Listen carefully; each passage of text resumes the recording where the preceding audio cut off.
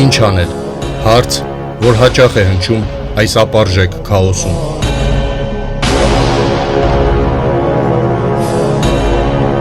Պատասխանների փնտրտուքը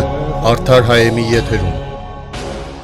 Բարև ձեզ հարգելի հետևորդներ, Արդար Հայեմ կայքի եթերում ինչ անել հաղորդաշարի հերթական թողարկումն է։ Հաղորդումը ինչպես միշտ վարում ենք մենք Հայոց աշխարհաժողով շարժման խորհրդի անդամներ, ես Արմեն Ներսիսյանս եւ Էդգար Մակարյանը։ Ողջունենք պարոն Մակարյան, ողջունենք նաեւ մեր հետևորդներին եւ ինչ անել հաղորդաշարը անդրադառնում է տեղի ունեցող այս իրավիճակին եւ փորձում է առաջարկել լուծումներ։ Իսկ իրավիճակը կարելի է եւ շատ կարճ բնութագրել եւ ամբողջական հաղորդումներ նվիրել, որովհետեւ մենք գտնվում ենք անարժեքության պերմանենտ գործընթացներում։ 2018-ից հետո անարժեքության այս մթնոլորտում անընդհատ գլորվելով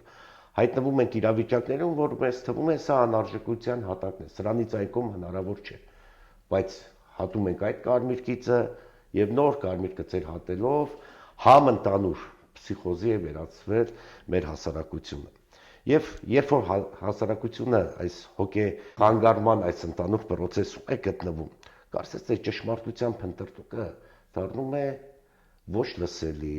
ոչ ցանկալի, որովհետև բոլորը համատարած անարժեքության մեջ, համատարած վախի մեջ փորձում են նույնականանալ այդ ընդհանուր անարժեքությանը եւ որքան հնարավոր է ավելի բարձր բղավել։ Իսկ ակնհայտ է, որ բարձր բղավելով խնդիրը չի լուծվելու։ Ակնհայտ է, որ ատելությունը գեներացնողին ավելի մեծ ատելության անհնար է հաղթել։ Վախը առավել մեծ վախով անհնար է հաղթել։ Եվ բարբերաբար, որ այդ անարժեքության օրակարգերը նետվում են, գիտենք ում կողմից, անարժեքության օրակարգերը, ինքը հասարակությունը վերցնելով կամ հասարակության շերտերը, ինքը առավել թունավորում է եւ այդ տոքսիկը, հասարակական տոքսիկությունը, որը արտահայտվում է,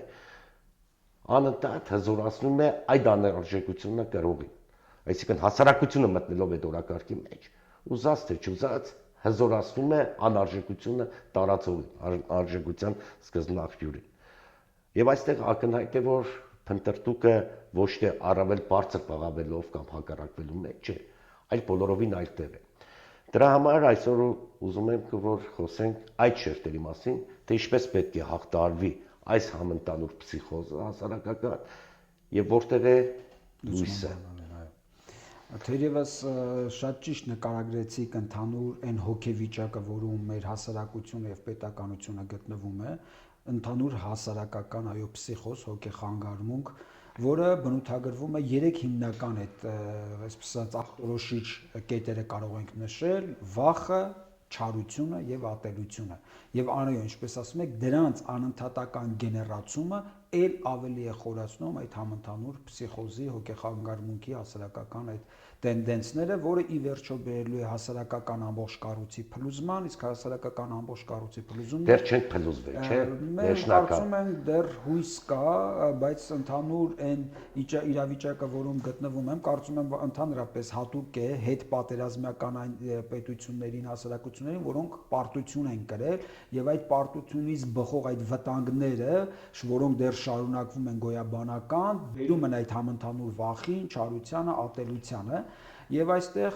շատ հետաքրքրական ինչ է, որ ենթադրենք, երբ որ կա արտաքին թշնամի եւ դու պարտությունը կրում ես արտաքին թշնամուց, քո վտանգները, վախերը, տագնապները ուղղված են արտաքին թշնամու հանդեպ, բայց հիմա ստեղծվել է մեր Հայաստանի իրավիճակում մի այնպիսի հակառակ վիճակ, որ մեր բոլոր ատելությունը, վախերը, չարությունը ուղղված են ոչ թե արտաքին թշնամուն, այլ ներքին թշնամուն, ինքներս մեր դեմ։ Եվ հիմնական այդ ողբերգական իրավիճակը, որ մենք անընդհատ գլորվում ենք եւ չկա այն կետը, որի վրա կարող ենք հենվել եւ վեր բարձրանալ եւ հետագայում նաեւ դիմադրության օջախներ ստեղծենք արտաքին թշնամու դեմ, հենց կայանում է այստեղ, որ մենք անընդհատ մեր չարությամբ, մեր ատելությամբ, մեր վախներով, մեր տագնապներով գեներացնում ենք սեփական հասարակության մեջ դեր ասած տոքսիկության բարձրացումը, որը անընդհատ մեր իսկ հասարակության, այսպես ասած ինքնապաշտպանության իմունային համակարգը թուլացնում է, ջլատում է, որի հետևանքով այդ դրա համար ենք ասում հասարակական կառույցը կարող է քանդվել։ Եվ այստեղ որն է ելքը։ Իրոք ինչ անել, այստեղ լուծում չկա։ Հիմա տեսեք, եւ այս մատրիցան, այս բանաձևը շատ լավ, ինչպես ասում եք, գիտի դրա սկզբնաղբյուրը ավելի լավ գիտեն նրանք, ովքեր մաթ մոդելավորել են եւ այդ սկզբնաղբյուրին ուղղորդում են հենց այդ ուղղությամբ, հրահանգելով, որ որքան հնարավոր է շատ ատելություն գեներացվի, որքան հնարավոր է վախերը եւ տագնապները եւ չարությունը շատացվի։ Եվ որտեղ այստեղ նա իր գործը փայլուն անում է, նողկալի,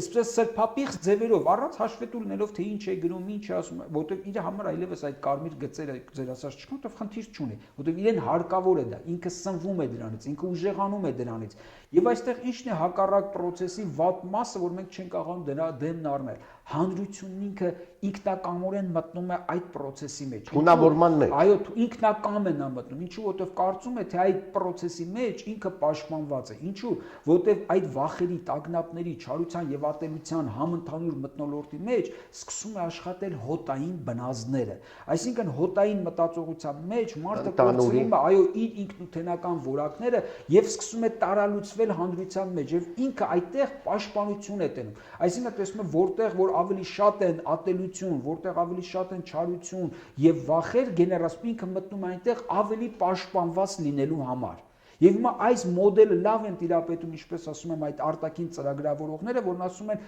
այո, հասարակությունը չի կարող դուրս գալ այդ վիճակից, որտեղ ինքը ինքնակամորեն է մտնում դրա մեջ, որտեղ այդ չարության մեջ ինքն իրեն ավելի պաշտպանված է, որտեղ կարծում է, թե որքան շատ չարություն գեներացրեց այդ հակառակ կողմի հանդեպ, այդքան ինքը ուրեմն ավելի ճշմարտացի է, ինքը այդքան ավելի բարձր է բղավում, այո, որ ինքը կարծում է, թե այդ բղավողցի մեջ է իր պաշտպանությունը, եւ այստեղ իրոք լուծում չկա, եւ այստեղ է, որ այն անհատականությունները, այն եզակի մարդիկ, ովքեր փորձում են դուրս գալ այդ համընդհանուր հոտային այդ ալիքից, այդ վեկտորից, իրանք ամենակարևոր հարցադրումն են գալիս այս համընդհանուր, բայց կառավարելի, խիստ կառավարելի քաոսի մեջ, որոնել իմաստները, որոնել ճշմարտությունները եւ որոնել արդարությունը։ Այս ամենից ելքը միայն կայանում է այս խնդիրների մեջ՝ իմաստություն, ճշմարտություն եւ արդարություն, որոնք այլևս մարդկային հարթության մեջ չեն, որտեղ եթե մարդկային հարթության մեջ լիներ դրանց լուծումները, մենք կգտնեինք, սա վեր մարդկային իրականությունների մեջ պետք է որոնել այդ իմաստները եւ այնտեղից սկսել պրոյեկտել իրականության մեջ նախ սեփական ինքնամաքրումով, որտեղ դա կօգնի քեզ այդ ճշմարտությունները որոնելով, այդ աստվածային իսկություններին հետ հաղորդ լինելով, հաղորդնել արդեն սիրո հետ։ Այստեղ շատ ուզում եմ, շատ նուրբ թեմա է, բայց փորձեմ խորքի մեջ հասկանալ, որովհետև այն զգացմունքային ալիքը, այն հեղեղը, որ մեզ տանում է այդ վախերի տագնապների մեջ, թույլ չի տալու զգանք սրտի այն թրթիռը, այն փոքր թրթիռը, որը վերաբերվում է սիրուն եւ այդ սերը բխում է աստվածային իսկությունից եւ աստվածային հարթությունից, որի միջոցով է միայն հնարավոր հաղթահարել վախերը, հաղթահարել տագնապները, չարությունն ու ատելությունը։ Ակնհայտ է, որ այդ ապարժեք աղմուկի մեջ լռությունը չի լսվելու, իսկ լռության մեջ է այդ իսկությունը փնտրելը, որովհետև դու չես կարող ապարժեքության մեջ մտնել։ Բայց մեկ կարևոր շերտեր կա, դուք ճիշտ նկատեցիք, որ պարտվող հասարակություն ենք եւ այս ամենը պետք է տեղ ունենա։ Բայց կա նրբություն, պետք է բոլորս հասկանանք։ Նախ պարտությունը մենք հոգեվոր տիրույթում ենք գրել, որը բերես ֆիզիկական պարտության։ Ֆիզիկական պարտությունից հետո, այդ կորուստներից հետո, ցավից հետո հասարակությունը պետք է կատարսիսի ենթարկվեր։ Ինքը հնարավորություն ուներ ավելի վեհանալու, ինքը հնարավորություն դեպի կատարելությանը ցտելու, որովհետև ցավը տանում է այդ ճանապարհին, որպեսզի հաղթահարվեր, բայց մենք ընտրեցինք այլ ճանապարհ եւ ըստ էության ընկանք պերմանենտ մեղքերի տիրույթում եւ հասարակությունը եկե հասել է այս շերտում, որովհետև ակնհայտ է, որ սրա մասին չէ խոսքը, ինքը չէ գեներացնողը, ինքը խտացրած կերպարն է, բայց նաև խտացրած կերպարն է մեր հասարակության, որովհետև մեղքերը, որը գոյություն ունի, այդ պղծության, սրբապղծության մեղքերը, ինքը խտացնում է ամբողջությամբ եւ հայրային արտացոլանքն է։ Հիմա որpիսի մենք կարողանանք հաղթահարել, հիմնական խնդիրը գալիս է ինքնամակրման տրամաբանությունից, որտեղ ասացիք, որ ամեն մեկը լռության մեջ փնտրելու է ճշմարտությունը, սերը եւ դեպի Աստված ճանապարհը լույսը, այո, որը եւ մեր բոլորի կյանքի իմաստն է եւ այս իրավիճակը հաղթահարելու միակ ճանապարհն է։ Այո, դուք ճիշտ ասացիք, ուրեմն նշելով այդ հայլային արտացոլանքի մասին։ Այստեղ շատ կարևոր է, որ մենք հասկանանք նա, ով մարմնավորում է այսօրվա այս անարժեքությունը, մեկ անձի մեջ մարմնավորվում է իր բոլոր դրսևորումներով, իր դավաճանությամբ, իր տգիտությամբ, իր չարությամբ, իր ատելությամբ, իր բոլոր մարդկային ինչքան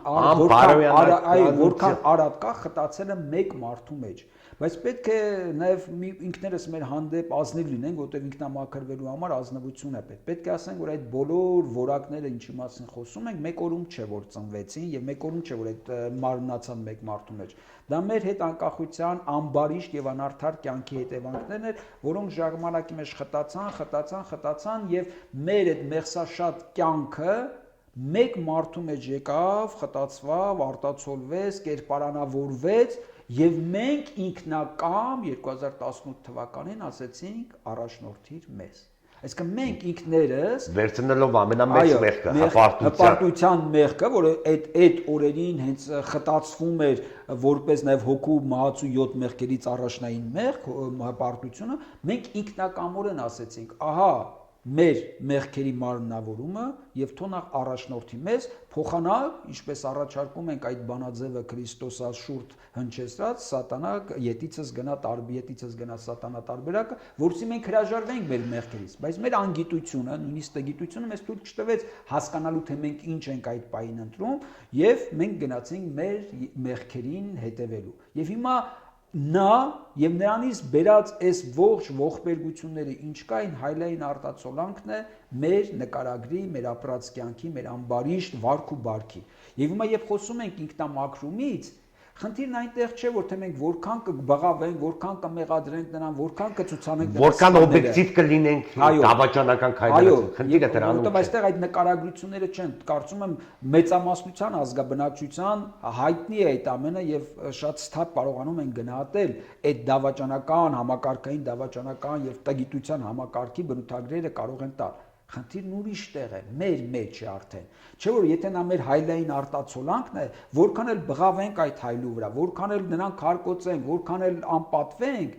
մենք չենք փոխվում դրանից։ Եւ խնդիրը խորքի մեջ մեր փոփոխության խնդիրն է։ Ինչպես անենք մենք փոխվենք, որտեղ մեր փոփոխության արդյունքում կչեզոքանա, կանեանա նա, որտեղ արդեն մեզ նաև կտրվի այն ճանապարհը, ինչպես հաղթահարել, ինչպես հաղթահարել այսօրվա իրավիճակը։ Հակառակ դեպքում մեր ատելությունը, մեր չարությունը, մեր այս ամեն ինչը, որ մենք վախերը, միայն նրա համար սնունդ են, միայն նրան ուժեղացնող, այսպես ասած, զորակցող հանգամանքներ են։ Սրա լավագույն օրինակը թերևս կարող ենք գեղարվեստական ֆիլմի տեսքով բերենք 5-րդ էլեմենտի մեջը, երբ չարիքը գալիս է, նրան ռմբակոծում են ատոմային հրթիռներով, տեսնում են, որ այդ չարիքը ավելի է մեծանում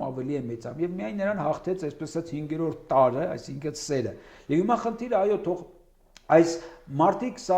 իրենց զգացմունքային դաշտով չընկալեն, սա խորքային ընկալեն իրենց սրտի ամենաներքին, ամենածածուկ թրթիռով, որ գուցե այս պահին այս մեծ աղմուկի մեզ լսողը չէ, եւ ամենակարևորը նաեւ ողջախոհությամբ, թե ինչի մասին ենք խոսում, որտեւ Աստված մեզնից, որ այսպեսի խոսք կար, չէ՞ որ ասում է Պողոս Առաքյալի խոսքն է, որ ամեն իշխանություն Աստծուց է, բայց Սրբազանը այստեղ լավ էր ասում, Միքայել Սրբազանը, այո, Աստծուց է իշխանությունը, բայց որպես պատիժ, թե որպես օրհնություն։ Հիմա այս պատիժը մեզ տրված է որպես այդ հայլային արտացոլանք, որպեսզի մենք տեսնենք մեր մեղքերը, մեր ապրած կյանքի այս ամբարիշտ 30 տարիների այս արտացոլանքը տեսնենք եւ հասկանանք, լավ, մենք սա հաղթարելու ենք ինչպես, բայց ասացինք սիրով, որ սիրով սեր առաստված առաջնահերթ, որից հետո արդեն այդ սերը, երբ որ մենք իր խորքի մեջ կարողանանք հասկանանք, այլ սերը արդեն կարա դրսևորվի յուրայինի հանդեպ, որտեվ հիմա մեր հասարակությունը քանդում է, ինչպես ասում ենք, այո, ատելությունը, չարությունը եւ վախը։ Իսկ վախը հնարավոր է հաղթահարել իմաստությամբ, չարությունը կարող է հաղթահարել բարությամբ, իսկ ատելությունը կարելի է հաղթահարել սիրով։ Կրկնում եմ, առաջին հերթին նախ Աստծո հանդեպ, հետո այդ Աստծո հանդեպ սերը կարող է արտահայտվել միայն ու միայն յուրայինի մերձավորի հանդեպ սիրո դրսևորմամբ։ Մեկ շերտել դիտարկենք, նշեցիք, որ որպես պատիժ իշխանությունը տրված քանդում է այն համակարգերը, որոնք քանդվելու են։ Չարի գործիքով այսօր քանդվում են այն համակարգերը, որոնք քանդվելու են։ Հիմա կա հնարավորությունը այդ քանդվելու զուգահեռ կառուցելու նորը։ Եվ հիմա ուզում ենք մենք բերենք ավելի բանաձևային ավելի համակարգված ուղերձներ մեր հետևորդներին, որպեսզի պատկերացնեն, ոչ թե վերացական մենք խոսում ենք սիրո մասին, դե առասված եւ այլն, այլ սա կոնկրետ հասարակական գործընթաց է ենթադրում։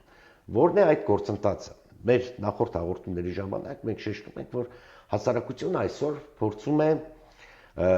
երկու բևեռների մեջ ընտրություն կատարել։ Առաջի բևեռը, որ այս անարժեքությունը կա, այս անարժեքությամբ սրանք հայտարարեցին երրորդ հանրապետության կործանման մասին, որը ստեղծում են չորրորդ հանրապետություն եւ չորրորդ հանրապետությունը արդեն չեն է թաքցնում, դա թուրքական արևմտյան Ադրբեջան պրոյեկտն է, որը շատերը ասում են դեռ 80-ական թվականների վերջերին գծվել է այս տարածքում եւ հիմա գալիս ենք այդ գործընթացին չորրորդ հանրապետությունը, սա բոլորը պետք է հասկանան։ Արևմտյան Ադրբեջան պրոյեկտն է։ Եթե չգիտեմ ինչ բանով ներկայացնում են, բոլորը պետք է հասկանան, որ հետո պետք է կան ադրբեջանցիներ ապրեն եւ մենք այլևս իրավունք չենք ունենալու մեր երկրում, արժանի չենք լինելու։ Եվ կա հաջորդը վերադարձ անցյալ։ Գնանք պահենք այն ինչ գոյություն ունի։ Այս երկու հասարակական գործընթացները, որ հիմա բախվում են, իրենք բախվում են ներկա համակարգի մեջ եւ ներկա անարժեքության մեջ, լուծումը մենք տեսնում ենք ապագայի մեջ, ոչ թե այս երկուսի բախման մեջ է, որն է ճիշտ, որը սխալ, այս երկուսը թողած պետք է փնտրել ապագան, իսկ ապագան այս անարժեքության մեջ առանց Աստծո հնարավոր չէ փնտրել, եւ մենք ապագան ձևակերպում ենք արտարապետություն եւ ես ուզում եմ, որ հիմա խոսենք այդ շերտերի մասին, ինքնամաքրումով դեպի արտարապետություն։ Դուք ճիշտ եք ասում, այո, եւ թող թուրք կարծիքը չստեղծվի, թե մենք երբ որ խոսում ենք սիրո մասին, այս որ կրավորական սեր է, առավել եւս այսքան չարության բանի մեջ խոսել սիրո մասին, որը անզոր մի սրանք այո, դուրս են ամեն ինչից, խոսում են սիրո մասին եւ չգիտես, կապ չունեն, հաղորդ չեն իրականության։ Եվ առավել եւս, երբ որ խոսում ենք սիրո մասին, չենք խոսում այն համընդհանուր չարիքին սիրելու մասին, մենք խոսում ենք այդ չարիքը հաղթարելու գործիքի մասին, իսկ չարիքը որպես չարիք պետք է կարողանալ հաղթարել, անհրաժեշտություն դեպքում պատժել, ըստ օրենքի, ըստ կարգի եւ այլն, խոսքը դրա մասին չէ։ Մենք ուղղակի խոսում ենք, թե ինչպես հաղթահարենք ներկայիս չարիքը, այսինքն այ հասկանալով այդ ինքնամաքրման անհրաժեշտությունը, որովհետեւ այդ ինքնամաքրման ճանապարհով հաղթահարվի եւ կարողանանք մենք արդեն մտնենք բարիքի իրականություն եւ այս իրականության մեջ, այո, դա առանց Աստծո չի լինի։ Մեր խնդիրը եւ շեշտադրումը հենց այստեղ է, որ այս ամբողջ process-ը տեղի ունենում միայն մեկ բանի համար, այդ պատիժը մեզ տրված է Աստծո կողմից, որպեսզի դարձի գանք, որպեսզի կարողանանք հասկանալ, որպեսզի կարողանանք զղջանք եւ ապաշխարենք մեր բոլոր սխալները։ Այդ խոսքը հայկական խոսքը շատ ճիշտ է եւ կարծես այդ հազարամյակներից եկող խոսքը հենց այսօրվա համար է ասած, մինչեւ չհասնես դժողքի հատակը Տեր Ողորմյան չես հիշի եւ այդտեղ որ Տեր Ողորմյան հիշելու ժամանակն է եւ երբ որ խոսում ենք սիրուց, հենց դա խոսում ենք որպես կյանքի նոր իմաստի, կյանքի բարձրագույն իդեալի, ճշմարտության հետ հաղորդ լինելու հնարավորության, որտեղ միայն այդ դեպքում է որ կարողանում ես հասկանալ նաեւ թե քո մեղքերի պատճառը որն է, թե մեղքերի պատճառը մեկ բառով ասենք, ապա արդարության պակասը հասարակական, ազգային, պետական կյանքի մեջ, որը ամբարիշներից են։ Այո, եւ հիմա հարց է գալիս, բա լավ, եթե մենք խոսում ենք արդարությունից, այն էլ աստվածային արդարությունից, ապա ինչպես այն պրոյեկտենք մարդկային, հասարակական եւ ազգային, համակեցական, պետական կյանք եւ այդպիսին կառուցենք։ Եվ հիմա խնդիրը այդտեղ է, որ մենք ասում ենք ցածրաձայն լռության մեջ իմաստ որոնողները, որոնք որոնում են, գալիս են հենց այդ եզրանկման։ Լուծումը ո՞րն է։ Լուծումը արդարության, հավատարմության եւ արդարության ուխտի վերականգնումն է առ Աստված եւ դրա հիմքի վրա նոր պետականության, նոր իրականության ճարտարապետումն է։ Ի հակառակ ձեր ասած 4-րդ հանրապետության, որ արևմտյան Ադրբեջանն է, իսկ եթե ավելի խորքի մեջ նայենք, թե դա ինչ է, այսինքն գլոբալ համաշխարհային մասշտաբով, ապա դրա այս պրոյեկտի ճարտարապետների այսպես կյանքահայրերից մեկը Հայաստանի Հանրապետությունում 2015 թվականի մարտի 1-ին հայտարարեց որպես այս Բերլինի գրավումից ավելի հանճարեղ պլանին տվեց մեկ բնութագրում՝ Բաբելոնյան աշտարակաշինություն, այսինքն այն ինչ կառուցում են 4-րդ Հանրապետությունը որպես արևմտյան Ադրբեջան, ինքնին գլոբալ պրոյեկտի մեջ կոչվում է Բաբելոնյան աշտարակաշինություն, եւ հիմա մենք հայերս դերված է այս խնդիրը Աստծո միջոցով, այս պատիժը մեզ տրվել, ասում է դուք գնում եք դավաճանելու ձեր ծագումնաբանական ինքնությանը Եվ նաև աստվածաբանական կանոնական ինքնությանը, որ արդեն քրիստոնեությամբ է տրված, եթե առաջին Հայկ Նահապետով էր, ապա երկրորդը Քրիստոսով տրված էր որպես առաջին քրիստոնեական հաստ, դուք դավաճանում եք ձեր հիմնարար ինքնութենական որակներին եւ առաքելությանը։ Եվ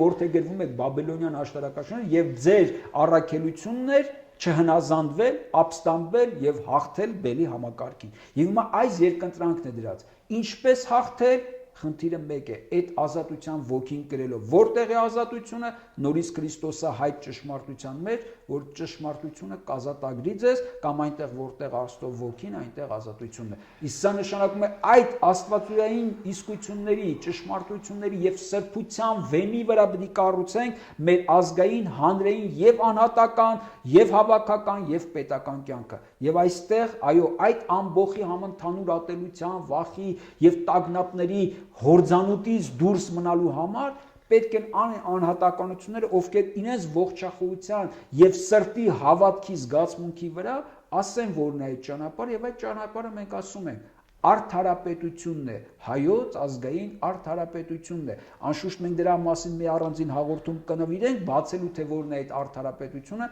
բայց այստեղ որպես ամփոփում ասելիքից ասեմ, որ այս ճանապարհն է, որ կարող է որպես նոր քաղաքակրթական եւ ազգային եւ համամարտկային նոր նախագիծ դրվել սեղանին հաղթահարելու համար այն մեծ բաբելոնյան աշտարակաշինությունը, որ այսօր իրականացվում է եւ Հայաստանում, եւ տարածաշրջանում, եւ ողջ մոլորակում։ Փաստում ենք հետեւյալը, աշխարհը գնում է Բաբելոնի աշտարակաշինության։ Սատանայական համակարգը տանում է այս աշտարակաշինությունը։ Մեր լավ ընկերներից, մեր շարժման խորհրդի անդամներից Արշակ Զաքարյանը հետաքրքիր միտք ուներ, երբ ասում էր, որ Բաբելոնյան աշտարակաշինությունը յուրաքանչյուրիս մեջ է։ Երբ մենք կառուցում ենք Բաբելոնի աշտարակը մեր մեջ, չենք կարող մյուսներին լսել։ Հետևաբար առաջինը մենք մեր մեջ պետք է կանգնենք Բաբելոնյան աշտարակը, որտեղ գրվենք մեր ինքնությանը, իսկ ինքնությունը հայկող ծնունդն է, որտեղ Բաբելոնի աշտարակը առաջինը կանգնեց հայկը։ Դա առաքելություն է արդեն։ Առաքելության գիտակցում։ Եթե մենք մեզ հայկի սերունդն ենք համարում, Քրիստոսով է ճշմարտության ճանապարհին ենք կանգնում, ապա կարող ենք նորից այդ առաքելությունը իրացնել։ Առաքելության իրացումը, եթե հայկը ազատությունը բերեց, այն ժամանակ հիմա հայկը բերելու է արտարությունը, աստվածային արտարությունը։ Եվ այս ուխտը, որը մենք ձևակերպում ենք, դա արտարության ուխտի թարմացումն է։ Ինչու է Հայաստանում իրականացվում։ Ինչու են բոլորը միացել, որ Հայաստանում ոչնչացնեն ու առաջի թիրախներից մեկն էլ գիտենք, եկեղեցին է, տարբեր բաներով կարող են քննարկել, որովհետև հոգևոր առաջնորդությամբ է լինելու այս ամբողջը։ Հոգևոր առաջնորդությանն էլ մենք անպայման հաղորդում կնվիրենք, եւ բանաձևը ըստ էության հստակ է։ Բաբելոնյան աշտարակաշինությունը հայկը պետք է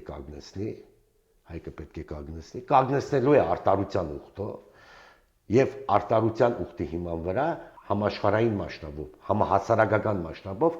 նոր իրականություն է բերելու։ Իսկ այդ նոր իրականությունը պետական հասարակական կարգն է նոր, որը մենք անվանում ենք արտարապետություն։ Մեկ բան էլ մեր հետևորդներին նշենք, որ երբ որ ասում ենք արտարապետություն, դա գեղեցիկ բառ չէ, ուղղակի լավ է հնչում, օգտագործում ենք, հանրապետություն թե արտարապետություն։ Արտարապետությունը ունի կոնկրետ որպես համակարգ իր դրսևորումը եւ կառավարման, եւ տնտեսվարման, եւ մշակութացման, որի մասին էլ մենք հավանաբար կխոսենք ապագայում մյուս հաղորդումների ընթացքում։ Դե հաղորդումը հանգեց իր տրամաբանական ավարտին եւ մեր ավանդույթ դարձած խոսքով եզրափակենք, որ կհավերժի հայը, արդար հայը, քանզի ապագան արդարապետությունն է։ Այսքանը հարգելի հետևորդներ, ինչ անել հաղորդաշարներ ետերում, մենք կհանդիպենք հաջորդիվ։ Ցտեսություն։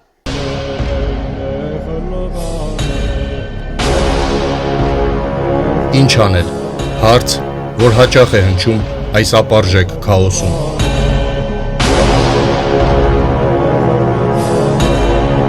Պատասխանների փնտրտուքը Արդար Հայեմի եթերում։ Շուտով։